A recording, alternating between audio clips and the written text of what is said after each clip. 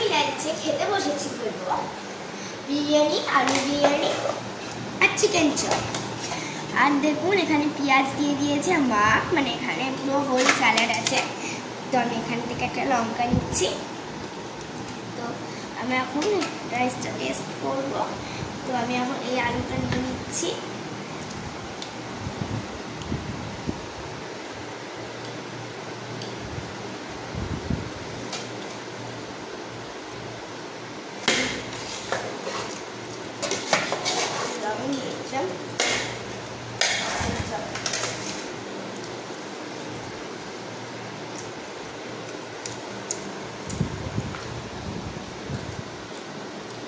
দারুণ অসম হয়েছে।